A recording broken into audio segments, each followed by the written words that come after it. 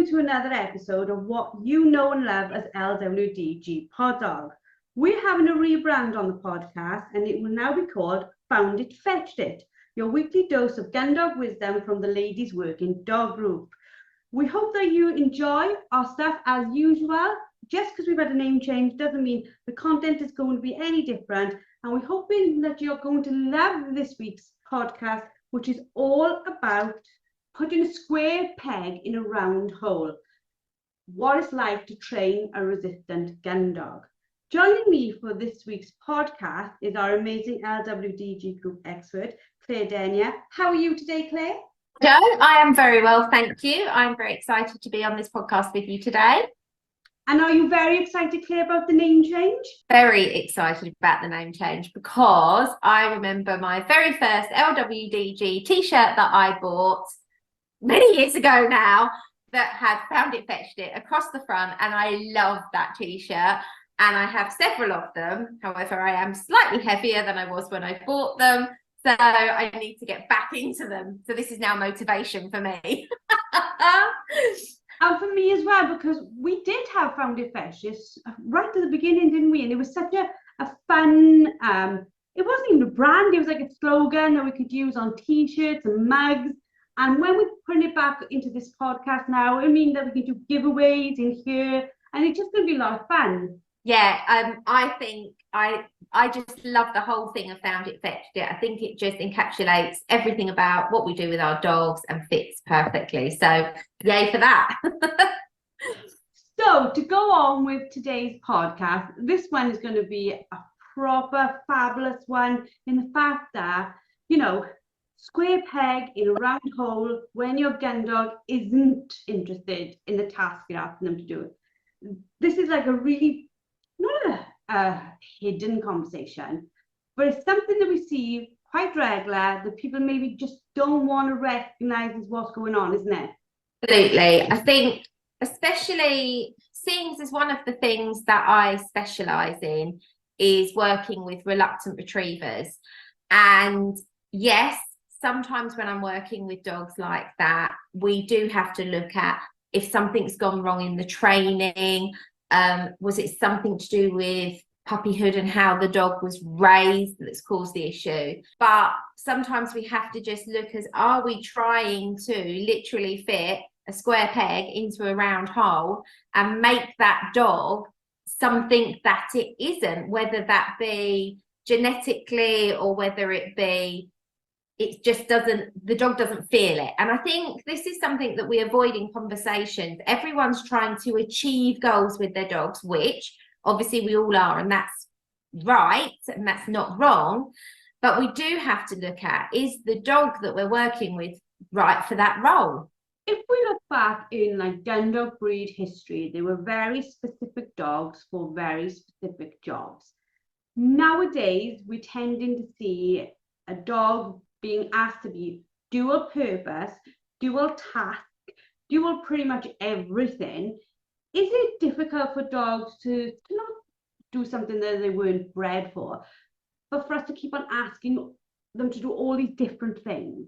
Can be. I think when we look at it, a lot of people in this day and age do want a good all-round gun dog, unless they're looking to specialise in an area or maybe compete at a very high level in a breed-specific competition. Then the majority of people that I see are actually looking for a good all-round gun dog. Now, if we look at, let's say, spaniels, most instinctively, their thing is hunting.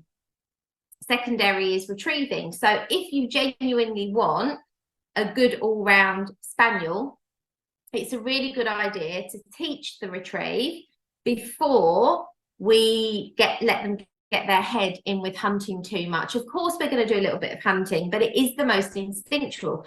So if you want that dog to potentially be a picking up dog, we're going to have to put a lot more effort and time into the training of the retrieve. And then when we look at the HPR breeds, hunt, point, retrieve, in that order, they love to hunt, they point, and then the third thing in that list is the retrieve. So again, if we want that dog to be multi-purpose, we've got to really start at the back end, the least instinctual, and work forward. Because those other things that are instinctual, once the dog builds that drive and love for that, it can then be much harder to train the less instinctual things. So it's not that it's not doable, but I do think it just needs a little bit of thought. But then again, sometimes owners may change what it is that they want to achieve with that dog. So when an owner gets a dog and they're starting their training journey with that dog, they might have in their mindset that they want a good all-round gun dog. So that's what they train the dog for. But as they grow in experience and ability, they might decide that actually they want to go down the route of competing with the dog, or they might want to specialize in an area more. And so it's then considering, is that dog that was, you know, purchased or brought into the home as a good all-round gun dog, is that dog the right fit for what they now want to achieve? It must be incredibly frustrating for an owner if they have changed and they want the dog to change its behavior as well, but that the dog is finding it a challenge, because, you know, dogs are not socks. We can't throw them away and start again. We have already got like a bond with them. They live with us, they're part of our family. So these like changes must cause huge friction. And I think what we have to remember is, yes, of course, there are some people that have many dogs and they have many kennelled dogs, and they can separate, well, this dog fits that role really well and this dog fits that purpose very well. But for a lot of people now, you know, it's so much more popular now for people to have gun dogs as family dogs, as pets, that they don't have masses of dogs to choose from. They might have one dog and then they might bring a second or a third dog into that home. But that's still not mass amount of dogs to be able to go, well, you're going to be my working gun dog, and you're going to be my pub dog, and you're going to be my competing dog, and you're going to be the dog that comes out on family events with me. So we ask a lot of the dogs, which some dogs absolutely can multitask and be those things, but some dogs maybe can't. Some dogs maybe find it difficult to meet all of those requirements. And then we have to think about the best interest of the dog, rather than be putting on that dog something that that dog isn't wired to do. How do you think, as an owner, we can identify whether like the dog's just not got something yet, or whether the dog is like resisting the activity? Yeah, so yeah. So I would go back even further than that, Joe, and I always urge, it's very rare, I'll be honest, it's very rare that I get to a client before they've got the dog. Occasionally people contact me and say that they are thinking of getting a dog, but most of the time when I hear from somebody, they've already got the dog. So if I were able to get to people before that point, I would sort of be saying to them, take your time to select the right breed for your lifestyle, your home life, your activity level, and what your ambitions are with that dog. But of course, through time that will change. But if they've already got the dog, and some people genuinely do buy a dog based on looks. I've actually had that. I've had people come to me and say, X, Y, and Z is happening with this dog. And I'll say, why did you get this breed of dog? You know, partly through curiosity, but partly to understand a little bit more what's going on there. And sometimes the answer genuinely is, I think they're really nice looking dogs. They haven't actually given much thought to breed traits, to genetics, to size, to maintenance, things like that. And so quite often I'm then trying to almost, I feel a little bit like a detective with that client. I'm trying to like delve really deep into what's going on in that relationship, but also, is this dog just literally a square peg trying to be fit into a round hole? Or is it that the training hasn't been consistent, or has been rushed, or steps have been missed? Because it could be any of those things. But I think it's recognizing where that has gone wrong And so my first thing will be to kind of backtrack through and go, tell me about how you started the training with this dog. Tell me about what happened in the home. So if we look at reluctant retrievers very briefly there, a lot of the time when I am working with a retriever breed and it's not a retriever, it doesn't want to, or it seemingly doesn't want to, that dog has possibly been scolded in the home for picking things up it shouldn't have. And so the dog's been put off at a very, very young age. So that isn't a case of square peg, round hole. That's a case of the training at the beginning, those foundations with that puppy have possibly put the dog off of doing that thing. You know, it's made the dog think, well, picking things up isn't really great. It just gets me in trouble.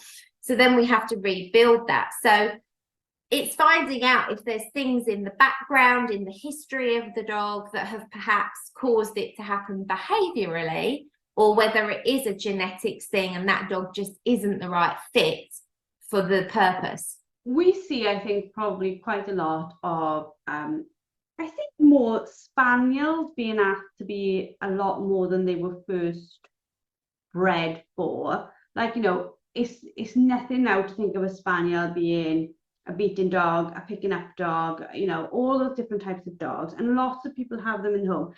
I know for a fact that Labradors can sweep all day long and they can, you know, beat, but you don't see as many labs on a beating line as you would see spaniels possibly trying to be on a picking up line. And do you think they're like, we forget what, not they're passionate about, but they're inherently bred to want to do one or the other, aren't they? Yeah, they are. One, as you said, it's bred into them. That's what they were created and designed to do. And the other thing is, what is that dog's personality like? So something that I've really come to learn over my years doing this, but I'm going to be completely honest and say in the last year, even more so highlighted for me, is Rose is she's my youngest Labrador of the current 3. So she is a working gun dog. She loves that job and she's really good at it. She's good at it. I had this overwhelming thing that I wanted to try and get over my fear of working tests with her. You know, we've spoke about that subject on previous podcasts, Joe, but you know me, always honest about my journey. Something I'm coming to realize is it's not her thing. And I've had to battle with, is it not her thing because of my nerves? Am I creating something?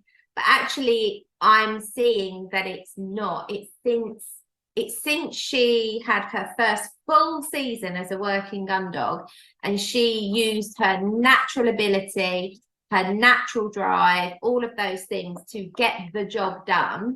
And now, the more formal setting that you have with working tests, I see less drive in her. So I don't see the same pace and the same determination and the same drive that I see on a shoot day when I'm doing almost like drills. I've noticed her drive is different on those 2 things. So it's not that she can't do the skill set. She can. She totally can. And I've achieved a lot with her that I wanted to achieve. I haven't maybe achieved as much as I want to achieve in my personal growth in that area, but in terms of her ability and her consistently high scores, but I see a lack of drive, which says to me, I have to consider, am I trying to put a square peg in a round hole with her? You know, is she not that dog that enjoys that role as much as she does as a working dog? And this is why some gun dog folk will have their working dogs and their competition dogs, because they're different drives, same skill set in a lot of ways, but different in a lot of ways too. Does that make sense? Yeah, like I've been on many a shoot where a gamekeeper said, don't bring those trialing dogs here. And they do the job perfectly, but they know how the handler will react with a trialing dog and how they'll react with just their working dog.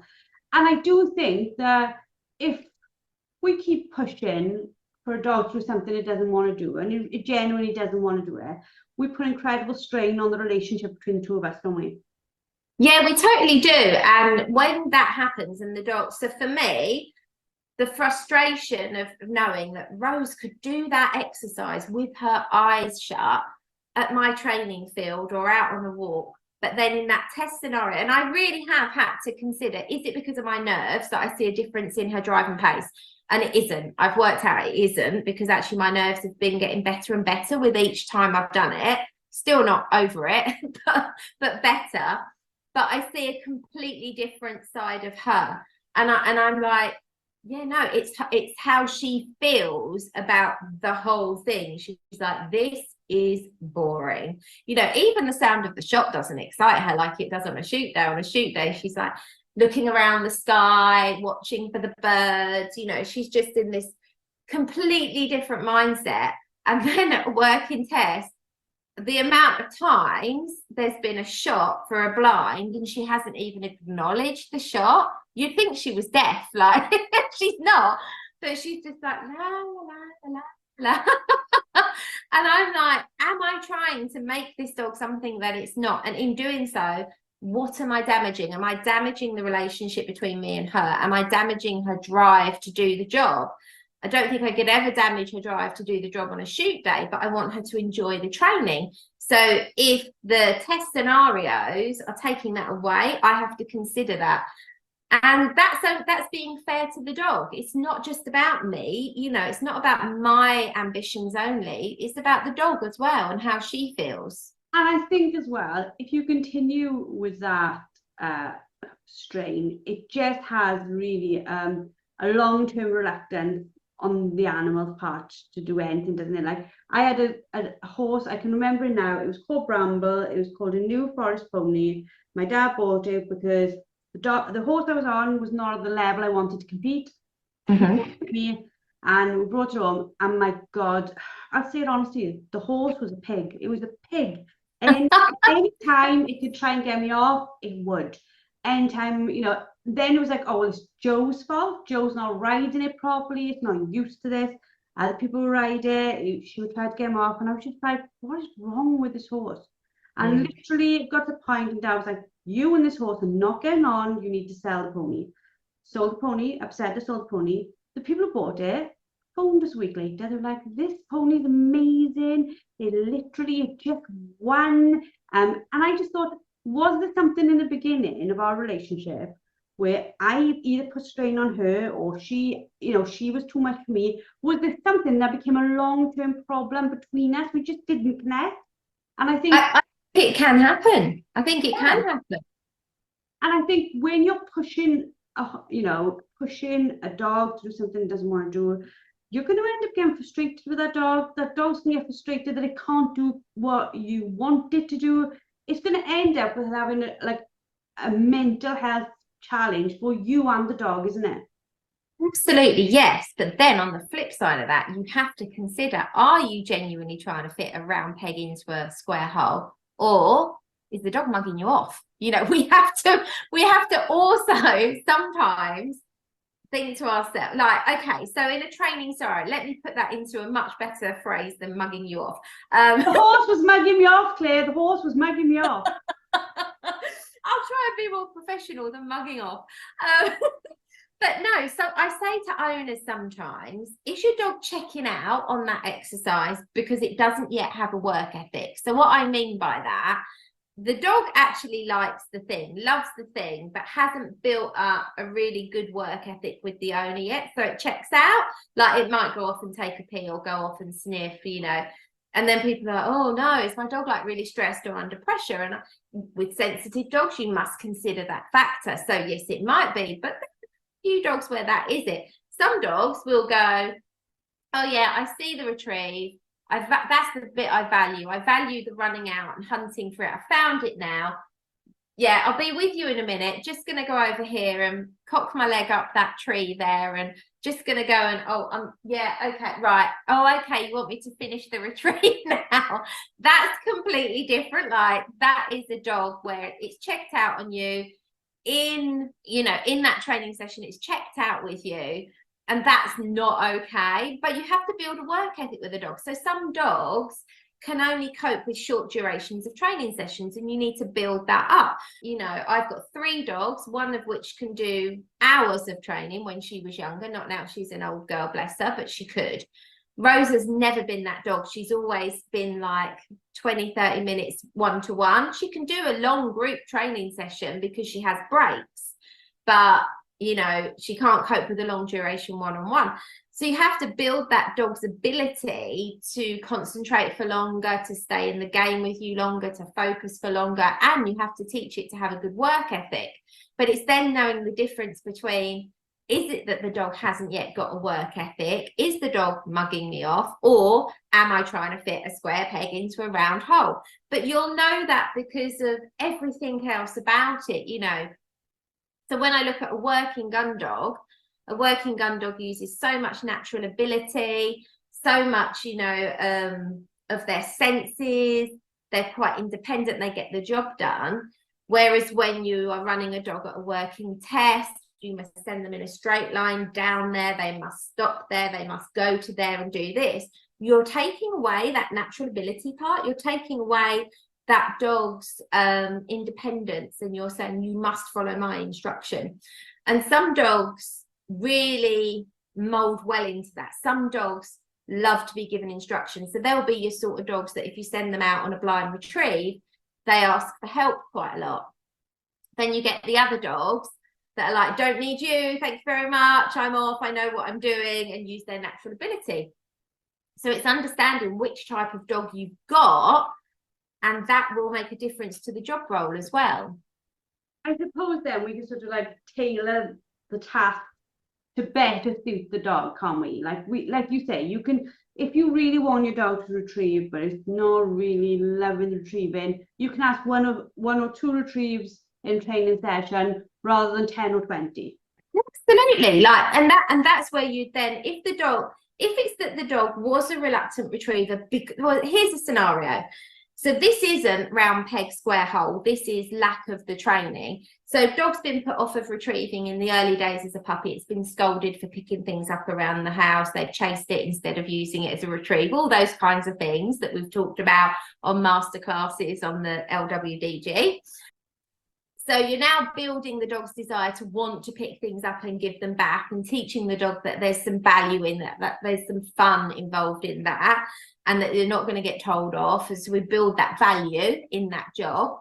So we have to build up a reward history of doing that job. But to start with, that dog might only manage a couple of retrieves before it goes, yeah, done with this now, because it hasn't been part of its upbringing, of its growth.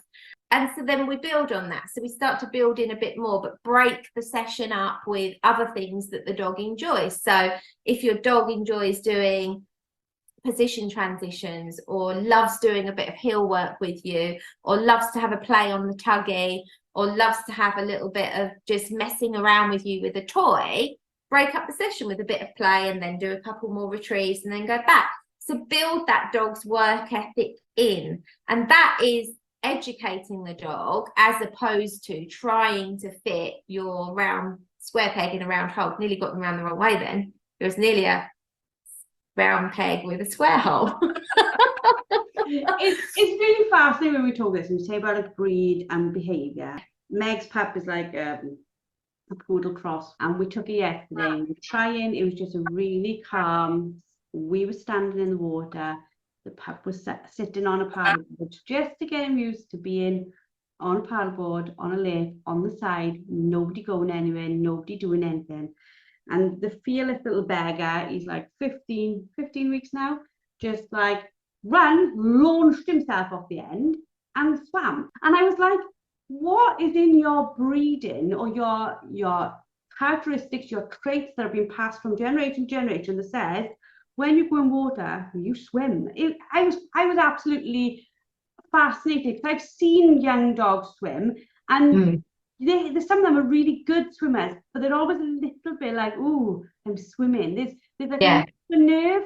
There was no nerve. Yeah, so a fearless pup. So, you know, probably the sort of pup that you give it a challenge, it will be quite up for. well, let me see if I can solve this riddle. Let me see if I can get this job done. It won't be reliant on you. Puppies like that generally tend to want to try and do things for themselves. So you're probably finding with training you're doing with the puppy, you know, that he just gets on and he tries to find the way of doing it instead of being lured and guided into it. He wants to have a go himself, right?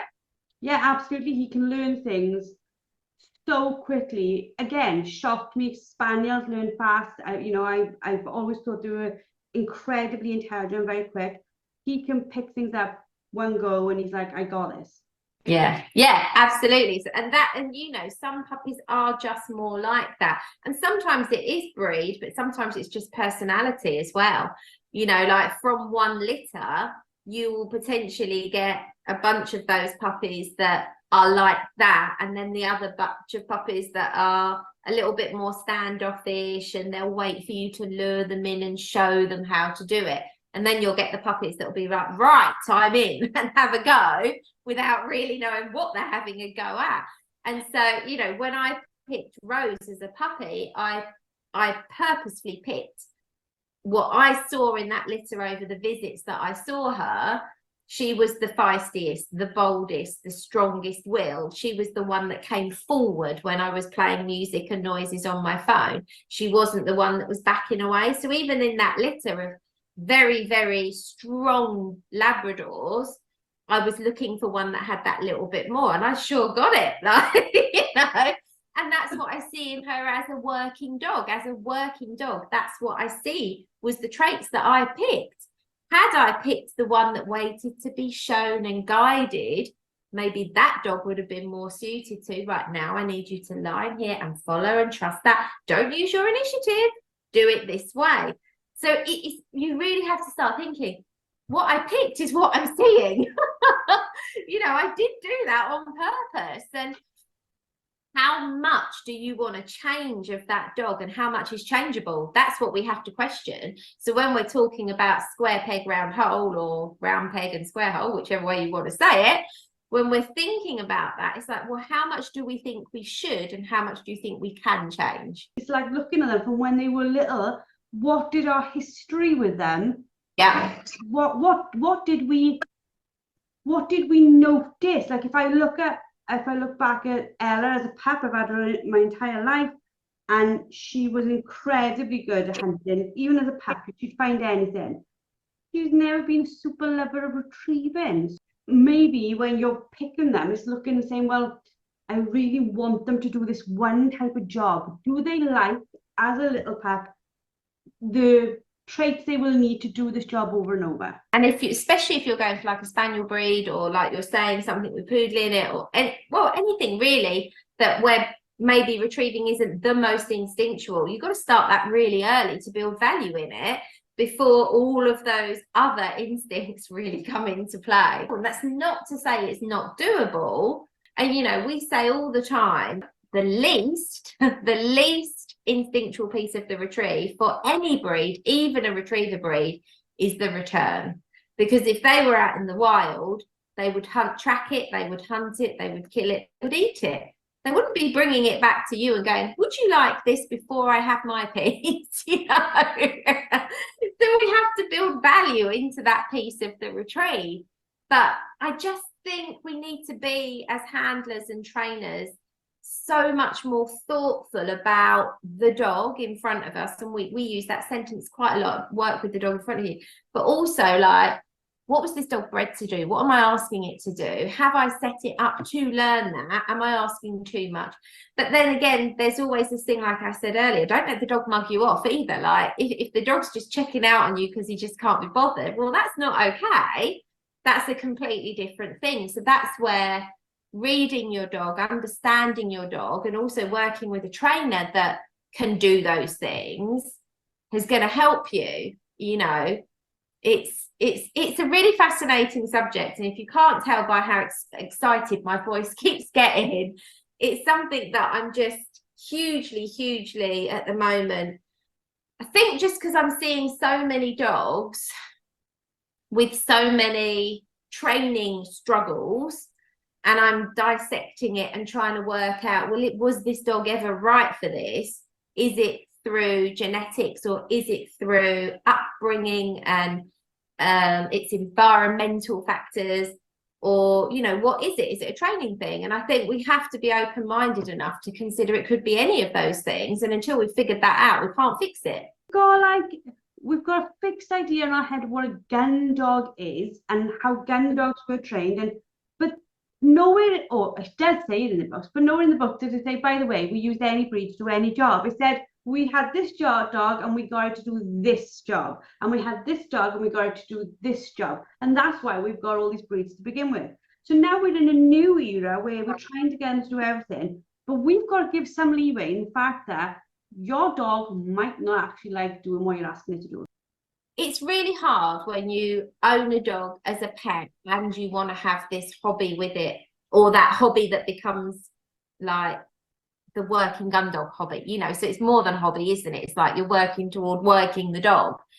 And I think it's really hard because as we learn more, our ambitions grow, and that might not suit the dog that we bought when we bought it, because the ambitions were different as well.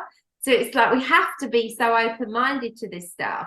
But equally, dogs are incredibly clever, and with the right training and the right reward history being built in, we can change how dogs feel about a lot of things. We might not be able to change the genetics, but we can change the way dogs feel about a lot of things. And some of the dogs that have come to me that really have had no desire to retrieve, I haven't yet had one that I haven't successfully got retrieving. Touch wood, to date, that's not the case. But that doesn't mean that that dog's going to be a competing dog winning awards for retrieving. But they're retrieving, but maybe it's a fun retrieve. Do you know what I mean? Like, we do have to be realistic, but I think that's where being open and honest and willing to try out things outside the box. If you only have one, oh yeah, this is it, this is where I was trying to get to with it. So if if you've only got one way of training a dog, well, you're going to fail a lot of dogs, because all dogs are different. And this is where being open-minded to trying different techniques, different methods, different ways to motivate, and rather than bullying dogs into doing a job and then they just look robotic and they look like they hate the job anyway, you want that dog to have mojo. You want it to look like it's enjoying it. Even if it's not the most polished, beautiful retrieve, the dog needs to look happy doing it. If your dog doesn't look happy doing it, something's not right. And that's what I recognized with Jo in those last 2 working tests I did. She didn't look like she was loving it. And I was like, oh, she's doing it. Technically, she's doing it, but she doesn't look like she's loving it. Now, I have to say, she'd come out of a phantom pregnancy. Her hormones were all over the place. That could have played a part in it. So I'm trying not to overthink it. And I'm like, do you know what? We'll have another go next year and we'll see what happens. But at the same time, I'm trying to be open-minded enough to go, if this isn't for her, I'm not going to push this. It's hard. And we just clarify there, she was on about Rose, not on about Jo. Oh, yeah. You're like, Jo won't do it. It's like, Jo's not ready for working test. That's Rose's job. No, yeah. Rose, yeah. You know, she had come out of a phantom pregnancy. Her hormones were all over the place. That might have been why she looked like that. But I don't know that, because I can't read her mind. And this is the thing, with all the best will in the world, you can understand your dog, you can read their body language, you can know your dog's personality, but you can't read their mind.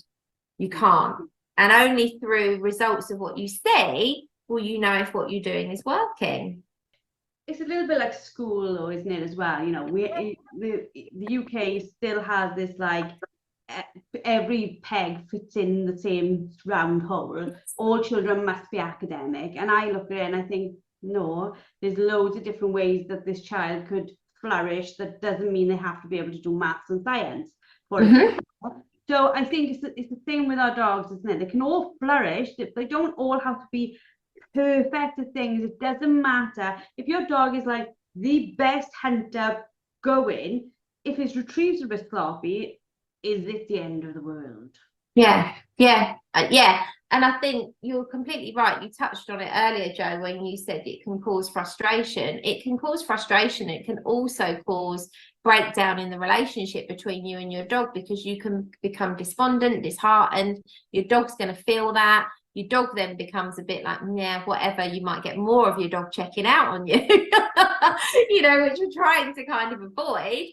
And so, yeah, I just think you've got to look at the whole package. You've got to look at the genetics of the dog, the breed traits of the dog, the upbringing of the dog, the environmental experiences of the dog, the training requirements of that dog, the ability to ebb and flow in and out of different training techniques to find what works for that dog. You know, when I see a dog working who looks miserable, I feel sad. And I'm like, no dog should look miserable doing its job. Dogs should look happy. I want my dog to have a waggy tail. I want my dog to gaze up and stare at me and then, you know, do its job lovingly and come back with that retrieve and be like, look what I've got for you.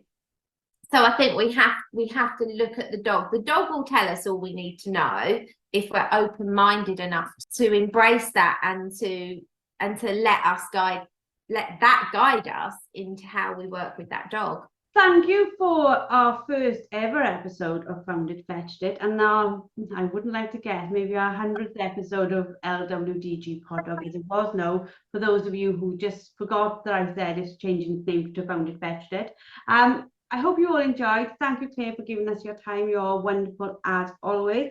If you want more help from Claire or any of our other LWDG Group Experts, go over to www.thelwdg.com, become a member, and you can ask them any questions you have about your dogs, and they will be there to help you. Loads of live coaching, loads and loads and loads of courses in our study hub. There is so much information. You will be busy going through it for months, but also the ability for us to focus you. We can give you the information by your level, so that instead of you trying to absorb everything that's going on in the dog world, you have a focused plan at your level to work through and work towards. We hope that you've enjoyed this session, and we look forward to hearing your feedback and seeing you all next week.